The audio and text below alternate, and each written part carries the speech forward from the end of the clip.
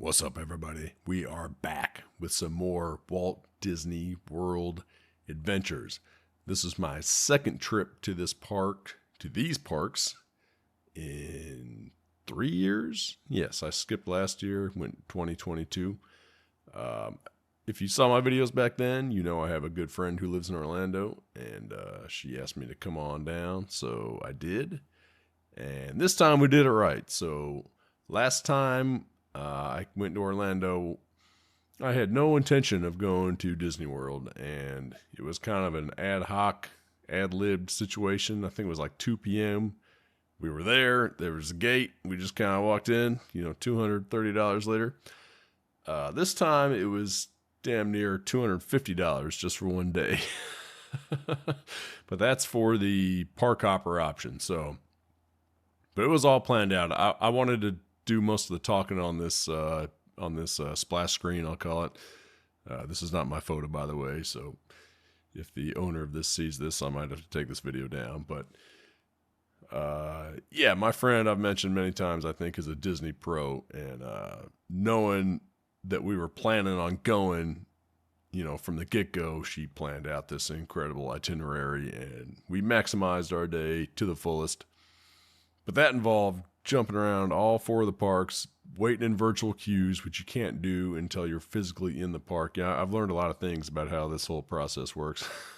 But I wanted to do most of the talking here because the open mic, I never know how to do that. When I'm diving, it's easy because there's nothing to hear. You got breathing sounds and water, and, I'd love to hear some whales singing one day, but that's never happened. But when I'm walking around with an open mic on air, or on land, in the air, people are talking. Sometimes you want to hear it, so I'm always like, I don't know if I should be saying much. But the basic thing we did was, we started out at Animal Kingdom, and like I said, she had the whole thing planned out. And we were literally running from park to park to get into virtual queues to wait for rides so we could come back like 4 hours later and ride them without waiting in line. So I've tried to split up the videos roughly along the lines of the 4 different parks, which means we might be jumping in time just a little bit for the playlists. I wish YouTube had like nested playlists. That would be awesome. I don't think they do that. If they do, I'm not aware of it.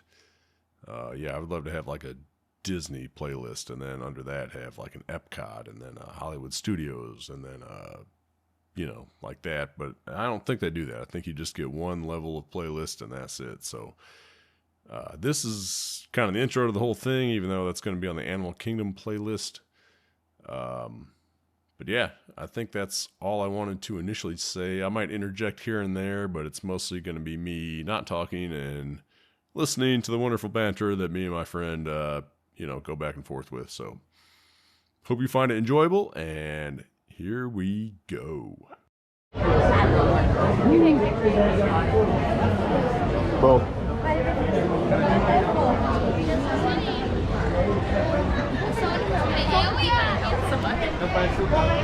We are stuck outside of Animal Kingdom right now because we're stuck in line for guest services because someone's having problems. There you go. Okay, I will say the problems she was having, I think I'm trying to remember correctly. She was waiting. She's saying she don't care if I talk over her. She was waiting, or she had us in a virtual queue for something in Animal Kingdom. Maybe it was somewhere else. Man, I can't remember now. Oh man, I think she wanted it to be in a virtual queue in another park, but we started out in Animal Kingdom and Disney didn't allow that, so she had to go to guest services to get that ironed out and enjoy the catfish. You want to see the difference between the qualities of your video and my video? Well, Very bad. Voiceover. what? Oh yeah, pictures are always a good time to talk some more. Yeah, I remember seeing this catfish my first trip there. Yeah, where I live, I'm trying to look. That looks like very small section in the is that? South Pacific, maybe we'll call it. In Asia, Indonesia area. Yeah, nice looking catfish. Cranberry thing or something in it? Cranberry. No, it wasn't a mojito, I don't think. They're very real animals, so things can get pretty bumpy out there. We just want to give you and our animals the safest experience possible. So we are going to be starting our journey here today out in the Little Aturi Forest, and a lot of the animals here can use some really awesome forms of camouflage to protect themselves. Lots of highly contrasting colors and stripe patterns, sometimes a combination of them both, making them a little tricky to spot. But the first animal on that right side is going to be our okapi. Okapi are very deceptive with those black and white striped party pants. I know they look a little bit like a zebra, but they're actually the only known relative of the giraffe. We know this because of their skull structure. It's nearly identical, just a little bit smaller, and they've got that same prehensile tongue as a giraffe does. Now, prehensile just means they can grab things with it. Their tongues are pretty funky though. They'll use them to clean off their eyes, ears, and even inside of their noses. But if you're ever bored, it is a great YouTube search to go and check out. Now up on the top right side of this hill, you'll see a large black and white bird ahead there. That's going to be our saddle-billed stork, named for the yellow saddle-like feature on the top half of their upper beak. They're actually going to stand about 5 feet tall with a wingspan of 9 feet wide. That's about 2 feet wider than the canopy above our heads, so they're really giant. It just might not seem like it from back here. Now also up on the top left side here, you're gonna find one of our black rhino. Black rhino are the smallest of the African rhino. They weigh about 3,000 pounds when they're fully grown. They've got this really funky triangular shaped upper lip. It's gonna be prehensile as well. A great way to differentiate our black rhinos from your white rhinos that also live out in Africa. Because black rhinos are critically endangered. There's only about 6,000 of them left in the world today due to things like habitat loss and poaching. Now way up on the top left side of this hill here, you might find one of our greater kudu out in the corner there. Greater kudu are actually some of the largest antelope in the world. They stand about 5 foot tall at the shoulder.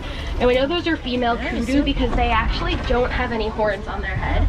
But a male greater kudu's horns can grow to be 6 feet in length. Pretty incredible, just about double that entirely in height. Closer peek at them. They're also hanging out with some pink-backed pelicans, those large grayish-white birds, named for the pink feature on their back that gets more prominent with their mating season.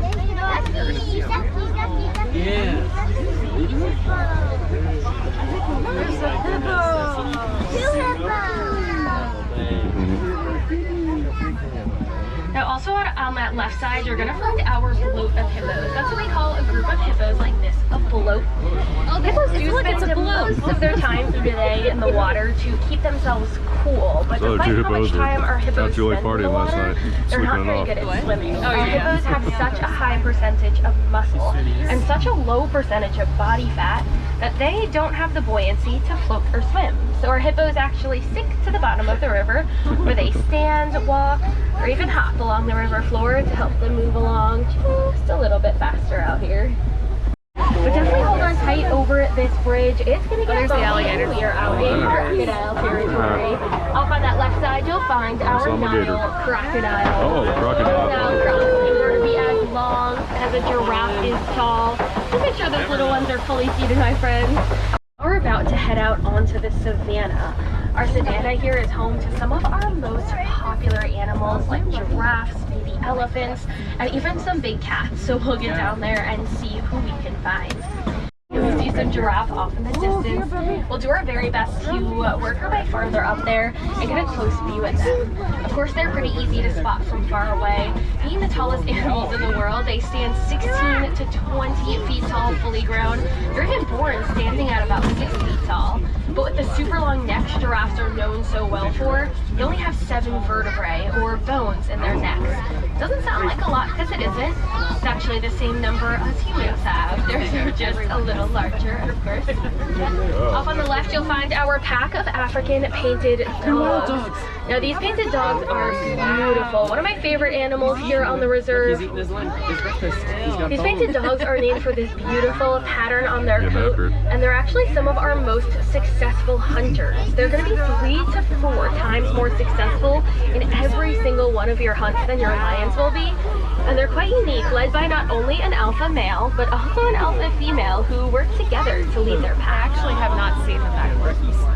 Really? Yeah, they normally are. It looks like we've got some of our Ankoli or Watusi cattle up ahead, as well as our first pretty good view at one of our Maasai giraffe here. Like a little chili, right? Okay, these are what were at my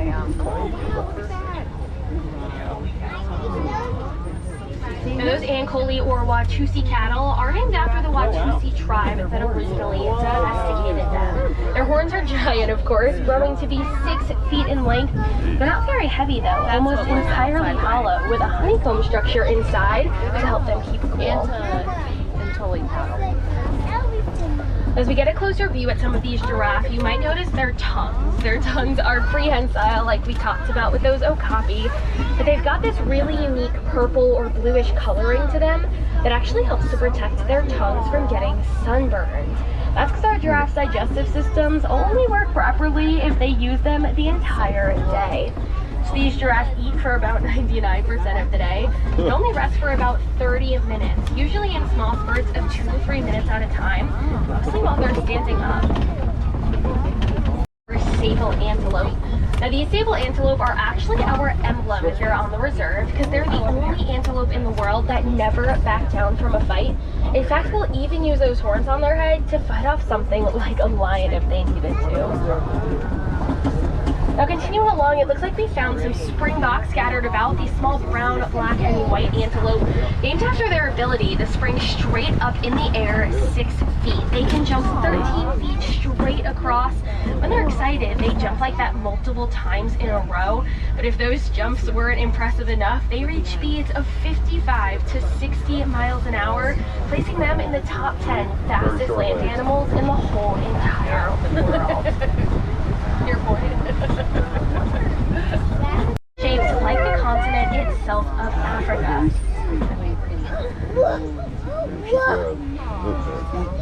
Now we are going to be able to get a closer view, but probably not a better view as we continue around. So our African elephants, though, are the largest land mammal in the whole entire world, weighing over 13,000 pounds when they're fully grown.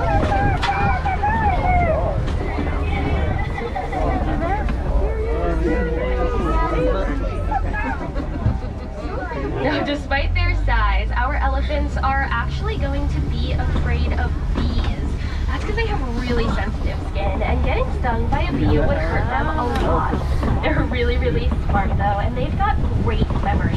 Recognizing a bee's buzzing, notifying their herd there's bees around, so they can stay clear until those bees are gone and it's safe for them to return.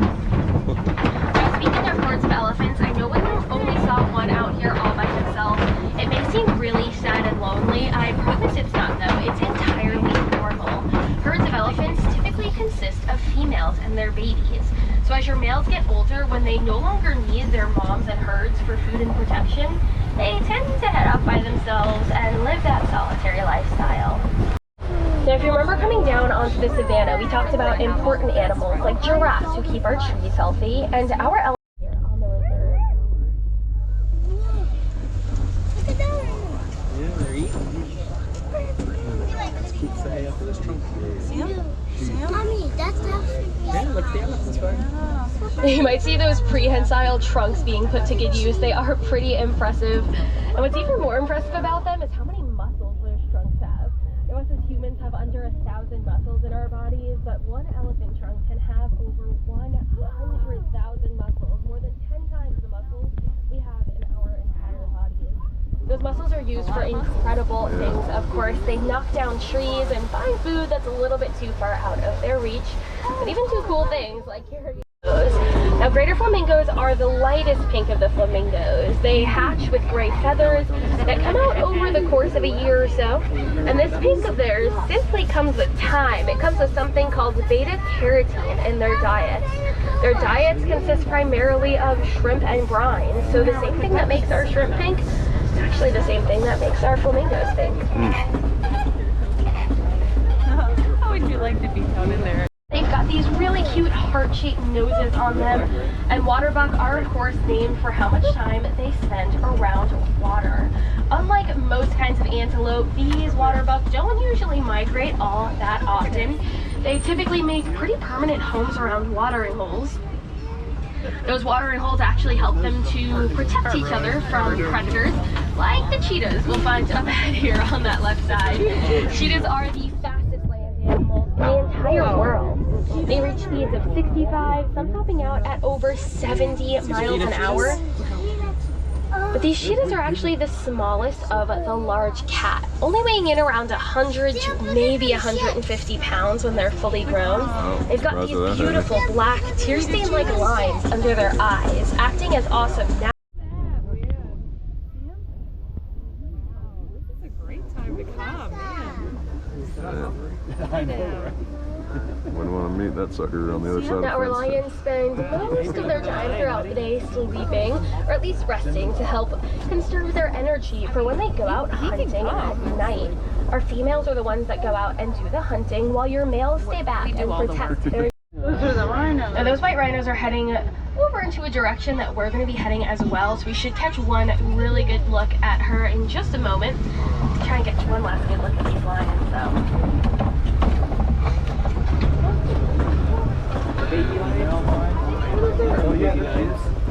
Those lions, those male lions have very important naps to take.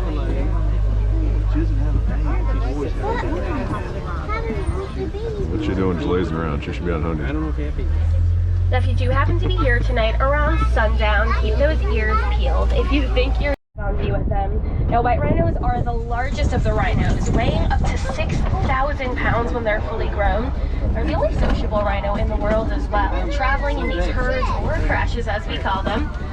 Typically family units sticking together for life. You might notice their ears heading in crazy directions around their head. White rhinos have an incredible sense of hearing, but this great sense of hearing is to make up for their poor vision. They can actually only see clearly about 3 to 5 feet in front of them. Anything beyond that's pretty tough for them to spot. Now, up on the right side of this pathway, there's actually a small nest of ostrich eggs. I don't think I've seen any ostriches here today, at least not out this morning, but female ostrich dwarf goats. They're returning for their protection. They provide milk and cheese. They're of course just really adorable though. Now, these goats are one great example of how humans and animals have learned to not only coexist, but even benefit one another. And you might notice the yellow triangular box hanging on this front lawn, just past that black and brown goat there. And that's actually something we call a bee fence. Now, if you remember, we mentioned earlier that our elephants are afraid of bees. And at one point in time, not too long ago, elephants and farmers didn't really have a great relationship. Elephants would accidentally stampede through farmland, destroying crops. This didn't make those farmers too happy, and it didn't always end too well for those elephants. But about 5 or 6 years back, some incredible scientists accidentally discovered that our elephants were afraid of bees, and we found an awesome solution to this problem. So now we line our farmlands with those bee fences. It's a great way to protect the crops and the livelihood of the farmer, and also, of course, the incredible elephants we've seen out there today as well. And there's actually some really easy ways that you yourselves can protect our elephants too. Like Your issue is okay. Epcot just opened, so they'll just start running the ride for the queue that we're in over there. We're in a lot of virtual queues right now. That's too far away. We might end up having to backtrack a lot. We might have to end up like running all around. So what? This is a standby line that we took. Oh wow.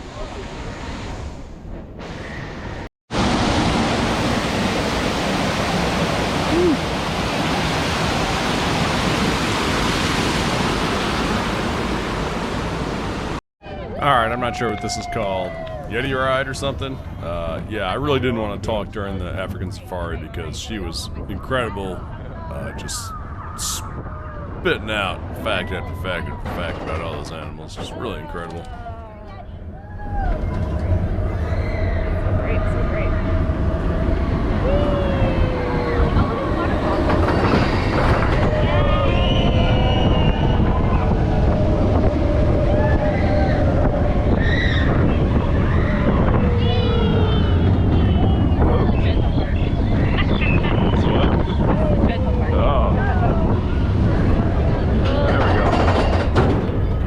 Top of the mountain. We're going to Everest! Going to Everest. Alright. This was a fun roller coaster.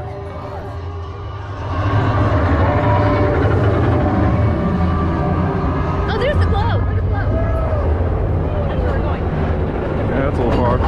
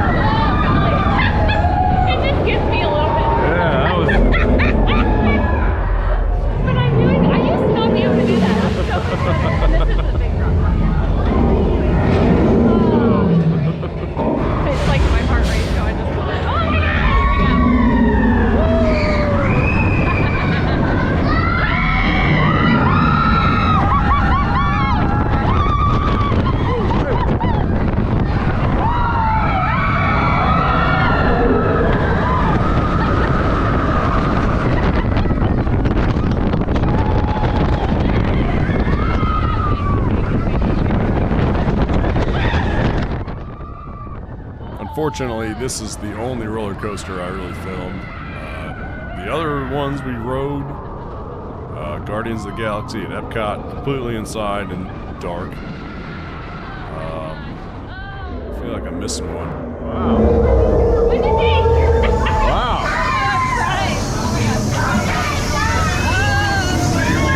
I can't believe you go for that. Huh? I can't believe you go for that. I know.